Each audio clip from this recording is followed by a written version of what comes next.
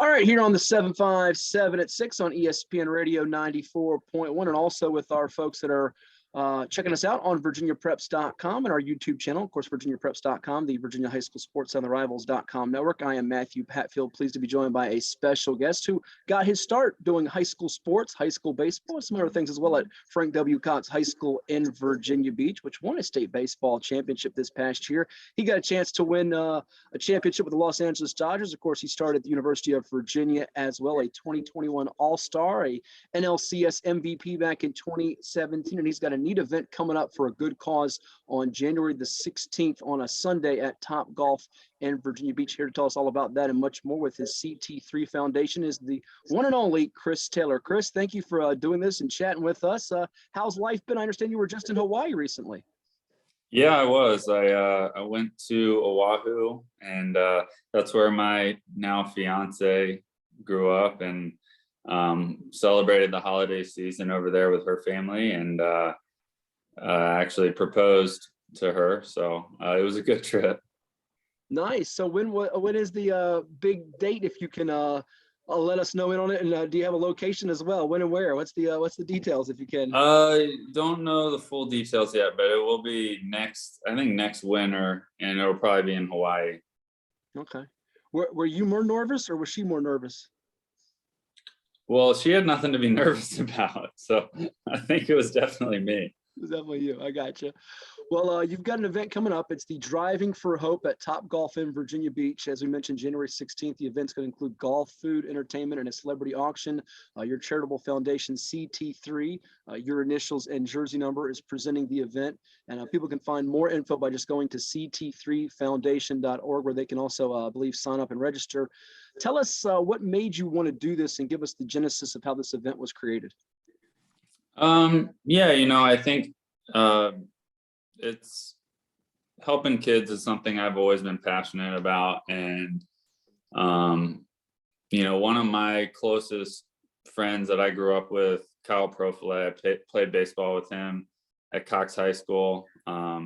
He lost his fight with osteosarcoma a few years back, which is a bone cancer. And, so I like to think that this event is kind of in his memory. And yeah, it's just, I've been given this unique platform playing for the Los Angeles Dodgers, one of the most popular sports teams in the country. And, I just like to feel like it's my duty to use it for good. And, there's more to life than just playing baseball games. And, trying to spread awareness, and, especially back in Virginia Beach, my hometown that I grew up in. And I think this Top Golf event should be a good way to do that.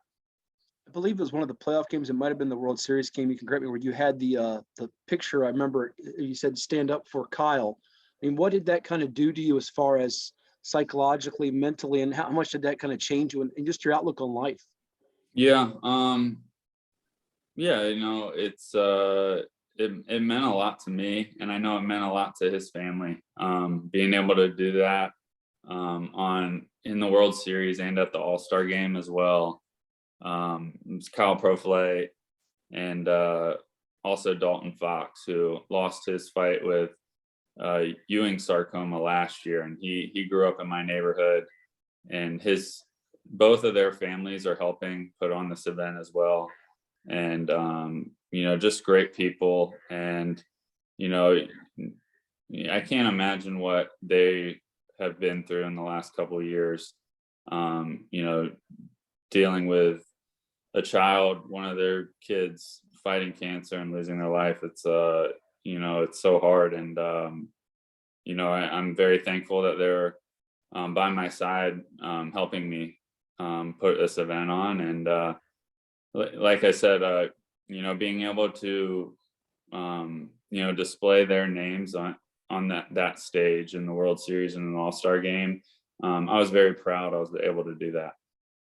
Did you ever envision yourself, Chris, giving back in this kind of way growing up? I mean, did you know you'd make it or get to the big leagues at any point as you were going through your journey from high school to college? And I imagine as a kid, we all see those commercials that come on where you can give back to some kind of charitable cause, but now doing that, tell us about what that kind of means to you as well.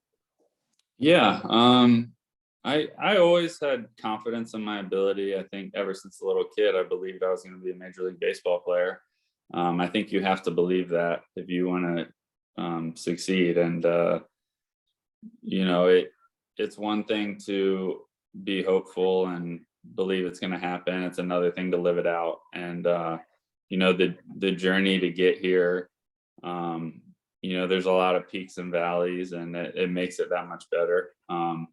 Going through some of the struggles, and then, I think there was so much time, kind of, I like to say, grinding through the minor leagues and getting called up and sent back down with the Seattle Mariners and traded to the Dodgers. There's a lot of years where all of my focus was on baseball, and that was it. And, I was just trying to do whatever I could to establish myself. And, now that I've done that and I've secured a home here in Los Angeles playing for the Dodgers, I think I can spend a little more time and effort putting my focus on other things as well, and for a greater cause. Chatting with Chris Taylor, the product of Cox High School in Virginia Beach, the University of Virginia, and a member of the World Series champion Los Angeles Dodgers from 2020. You played 6 positions in 2021, had that memorable walk-off homer against St. Louis, plus a 3-homer game in the National League playoffs. Our guest here on the 757 at 6 on ESPN Radio 94.1. His Driving for Hope coming up at Top Golf in Virginia Beach on January the 16th. Go up there and check out the info at CT3 Foundation.org as you join Chris in his Driving for Hope, raising funds for the fight against pediatric cancer.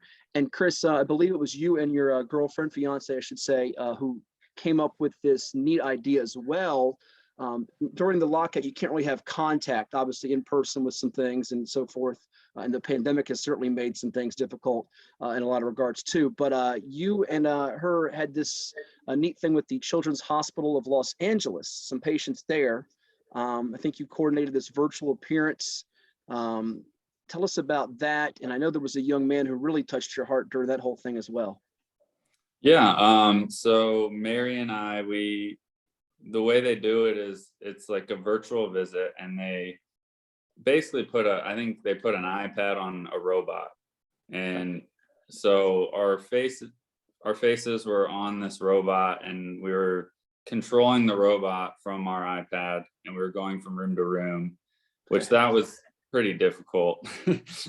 But yeah, we got tougher than a video game, right? Tougher than a video game, I imagine, right? Yeah, just because the service was a little spotty, and the robot was delayed, but we were able to meet a few kids that were in the hospital, which was really cool.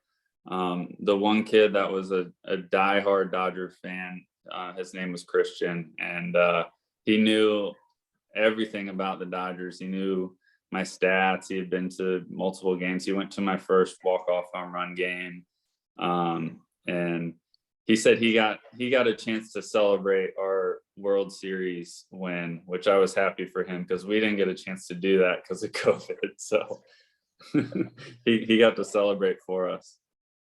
When you have a kid that can recite your stats or know that, does that take you back to your childhood days and almost like when you're with your friends, your buddies playing ball at the park or going to Harbor Park, watching the Tides or whatever it might be, high school games? Does it kind of give you those flashback moments? What goes through your mind? Yeah, absolutely.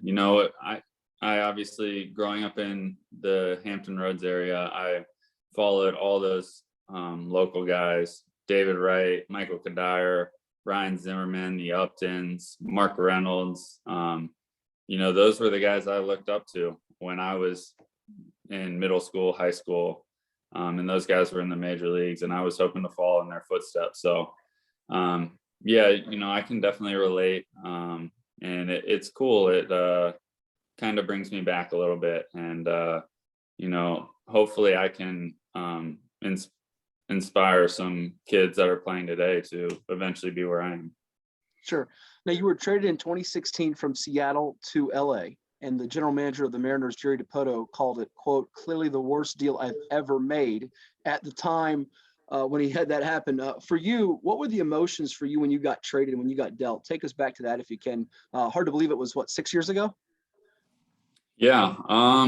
It was, it was kind of a bittersweet feeling, I think. It was because I had spent 3 years between AAA and the big leagues in Seattle, Seattle and Tacoma, and I was constantly going up and down. I just couldn't stick in Seattle, and I felt like I had kind of reached a point where they were overlooking me, maybe, and so I think I just needed a fresh start. So I think even at the time, I was thinking it was good for my career to move on. But at the same time, I had developed so many relationships with the Seattle Mariners, with the coaches and some of my teammates. So saying goodbye was tough, but obviously it turned out for the best. Yeah, you become an all-star, a champion, the ultimate utility man, as you're described by so many with the Dodgers. You can play this position, that position. I think someone, what was your position, but maybe your best trait is that you play any position, just that selfless mentality and attitude. Is that what you think has kind of been your niche, is that you'll do whatever the team asks to get a win? Yeah, that I was sort of forced into that role so I always thought of myself as a shortstop, everyday shortstop. And I think most shortstops are pretty stubborn-minded in that they only want to play shortstop and they don't want to play anywhere else. And that's how I was. I was that guy that if I was playing second base, I was mad that I wasn't playing shortstop. And then when I got traded over to the Dodgers, 3 years of being in AAA, trying to stay in the big leagues, you'll just do whatever you can to stay on the big club. And then when they got a guy who's at the time like 23 years old, Corey Seager, rookie of the year, all-star, my hopes of being their everyday shortstop kind of go out the window. So, I'm just trying to do whatever I can to stick with the club, and, playing all over the field is the way to do that.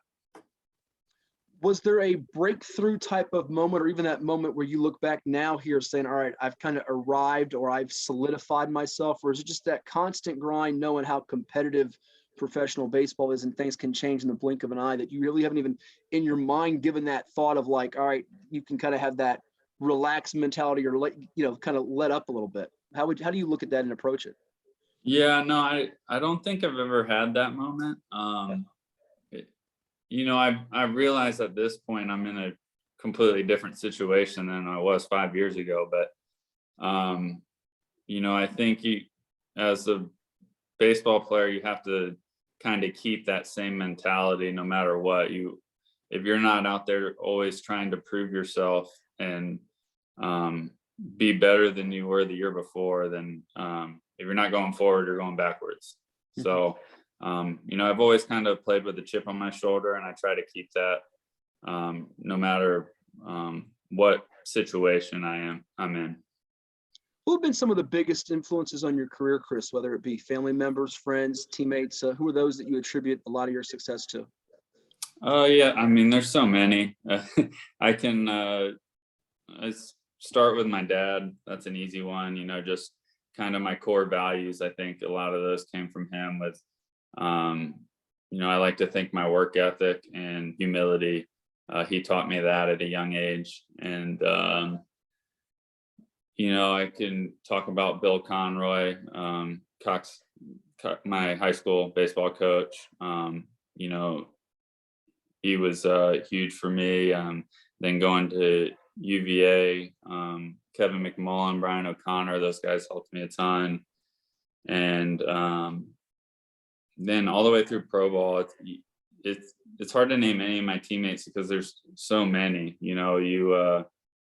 I think I learned more from my teammates than I do from my coaches, to be honest. Just talking to those guys, picking their brain. Justin Turner's one guy that's really helped me a lot. He had a similar career path as me, coming up with the New York Mets and not really being able to establish himself there.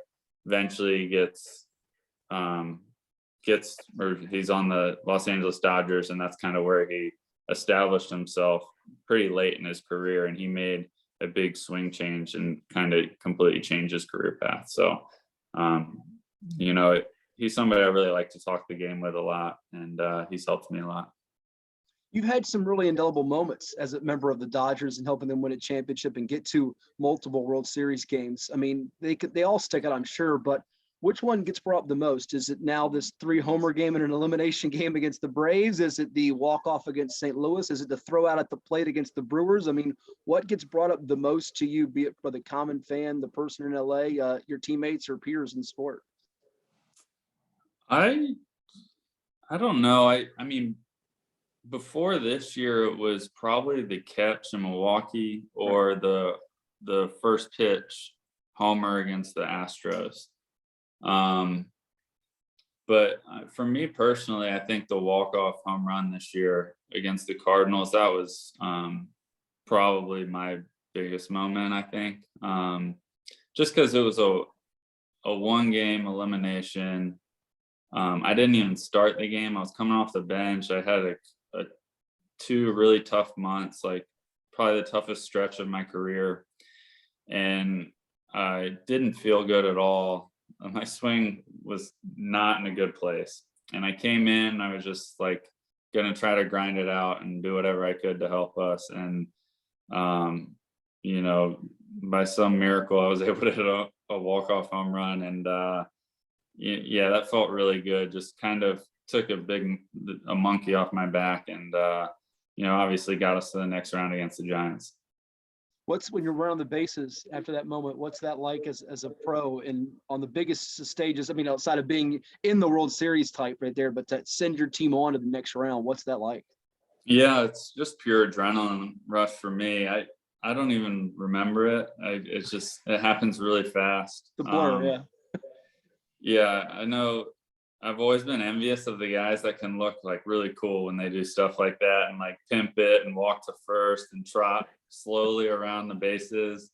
And I'm sprinting full speed all the way around. I don't know why I do that, but I'm sprinting all the way around. Like, I don't know what comes over me, but it's just a pure adrenaline rush.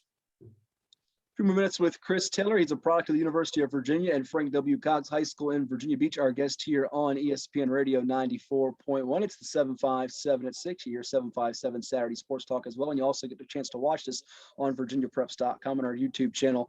Chris, before we get to rapid fire and let you run, and we'll also give you a chance to give some more pub to your event coming up here on January the 16th at Top Golf. Join Chris in his Drive for Hope, raising funds for the fight against pediatric cancer. It's a great cause. You want to go out there for some fun, some food, some auction giveaways, all kinds of neat things Chris and his crew will be doing up at Top Golf later this month. But there's kids that want to be the next Chris Taylor. You mentioned about, the Michael Kadyers, the David Wrights, the Uptons, the Zimmermans, all these different guys. And I brought this up to David Wright, I think a year or two ago at Harbor Park when he was back home. What do you tell a high school kid who's a really good baseball player? He thinks he can one day be in the majors. What advice would you give them, be it within the craft and outside of the sport?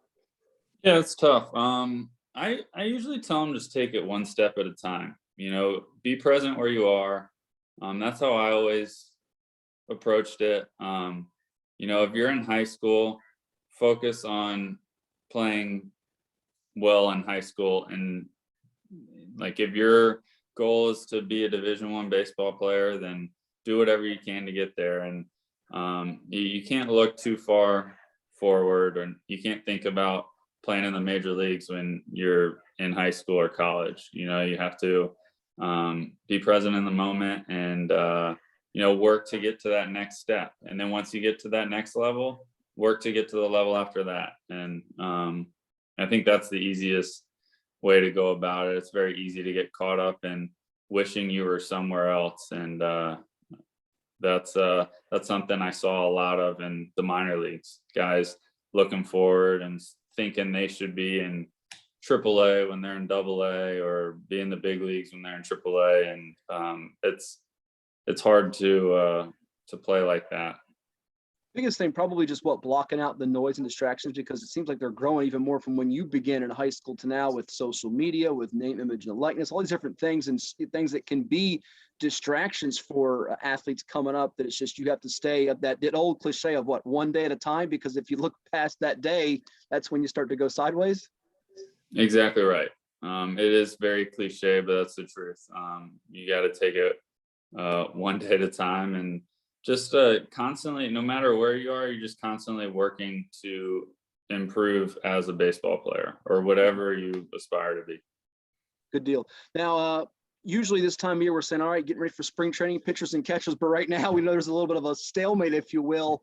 I mean, people are going to say, hey, how's it looking for the Dodgers? Right now, is it just a matter of you as a player saying, man, I just hope we get this all settled. We can get on the field come April or whenever that time is? Yeah. I don't have a whole lot of input in that, so I'm not putting much of my focus on it. I hope it all works out and we're able to work something out before the deadline and we can start spring training on time. Right now I'm preparing like that's going to be the case. Mm-hmm. So yes, as a quick follow-up that before we get to the last thing with the event and then do rapid fire with you, we mentioned it with high school kids and people that want to be the next big leaguer. So how do you as a pro now handle that and ignore all that different noise and stay kind of focused and driven on that task, knowing that people are going to constantly badger you with this and what do you think and kind of solicit your thoughts and opinion on it?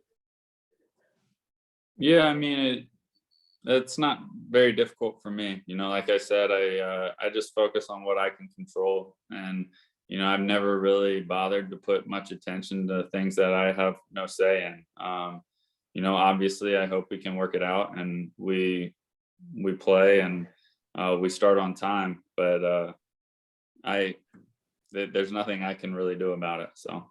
Sure. Now, certainly they can come out to this event, CT3Foundation.org. But if someone out there is listening and wants to get involved with your fight for this, how can they do so? Give the listeners, the audience out there, ways that they can help contribute for what you're doing from a charitable standpoint. Oh, yeah. So if you go on the website, there's a donate now button, or just, get a ticket or buy a bay for the Topgolf event. I think it's going to be a really good time. We have a couple live performances from a local band, Kendall Street Company, and then also David Vincent Williams, who he wrote a lot of songs for Rascal Flatts, and he's pretty big time. So it should be fun. Going to play some golf. There's going to be good food, entertainment. So yeah, I'm looking forward to it. Yeah, you don't want to miss it. 12 noon to 4 p.m. Eastern coming up on Sunday, January 16th at Topgolf. You can be there with Chris Taylor and his crew. It's going to have golf, food, drink, entertainment, celebrity auction, all those things. It's going to benefit the Children's Hospital, the King's Daughters, and Rock Solid Foundation in support of the fight against pediatric cancer. So great to see Chris and everybody getting involved for this. Well, before we let you run, and we appreciate this so much, Chris, you ready to play some rapid fire with us? Yeah, let's do it. Here we go with Chris Taylor of the Los Angeles Dodgers, an all-star world champ out of UVA and Cox High in Virginia Beach. All right, what's your favorite TV show? Curb Your Enthusiasm. Oh, you're a Larry David Curb Your Enthusiasm guy. All right. Yeah. Okay. Now, everybody's got a baseball movie. What's Chris Taylor's favorite baseball movie? Bull Durham. You're a Bull Durham. Okay. Yeah, big Kevin Costner fan. He's done a lot of good movies, certainly. You think of Bull Durham, you think of Field of Dreams. Hole in one on the golf course or walk-off homer? I got to go walk-off homer. But you've done that, though, right? Have you done a hole in one? Yeah, but hole in one would be awesome. Don't get me wrong. But, I play baseball for a living, so I'm going to take the baseball one. I understand. I'm not going to blame you for that. We could say if it was hole in one, like in an tournament event compared to like a spring training, you might then go hole in one. But if it's a real game, you got to go baseball, right? Yeah. Toughest pitcher you've ever faced? This one's tough for me. Everyone asks me this, and there's so many guys. Max Scherzer, first guy that comes to my head, but that question's interchangeable. Sure. Depends what day, what time of the year, right? Yeah. Best ballpark to hit in is? Coors Field, Flies Colorado. off. Yeah.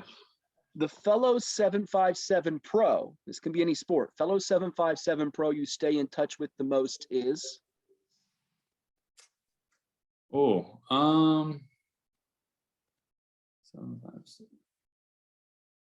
I don't know. I mean, David Wright lives close by. I've been in touch with him recently. I'm trying to think if there's anyone in other sports. Because Cox High has sent some pros beyond just, certainly it's a school known for baseball, field hockey, football, different sports that they win championships in, wrestling. So. Yeah. David Wright's the most recent one I was in contact with. I'll say that. Okay, that's fair. Coolest person in or out of sports that you've met since becoming a pro?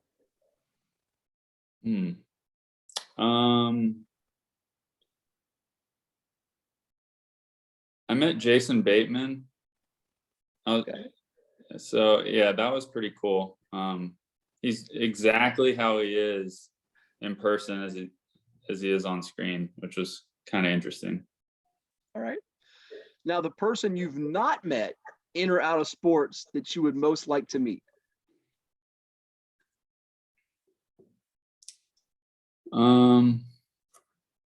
Cross off your bucket list. Yeah. I need more time for these questions. I'll go Eric Church. Eric Church, all-time favorite country singer. Yeah. All right. If Chris Taylor was not playing pro baseball, his occupation would be what? Firefighter. Okay. Hardest subject in school for you was? History. All right. This is where it becomes a rapid fire part. And the late night snack you can't do without? Sour Patch Kids. Sour Patch Kids. All right. Those are never a bad thing. I enjoy those myself. Chris Taylor, thank you so much. Los Angeles Dodgers All-Star World Champ. He helped them capture their first crown since 1988, and he's out of the 757 Cox High School in Virginia Beach and the University of Virginia. Again, go help Chris. Driving for Hope, raising funds for the fight against pediatric cancer, January 16th, coming up at Top Golf in Virginia Beach. Go visit the CT3 Foundation.org website for much, much more. Get your tickets today. Thanks so much, Chris. Best wishes to you with the event and the season, and we'll definitely stay in touch. All right. Thank you. You bet.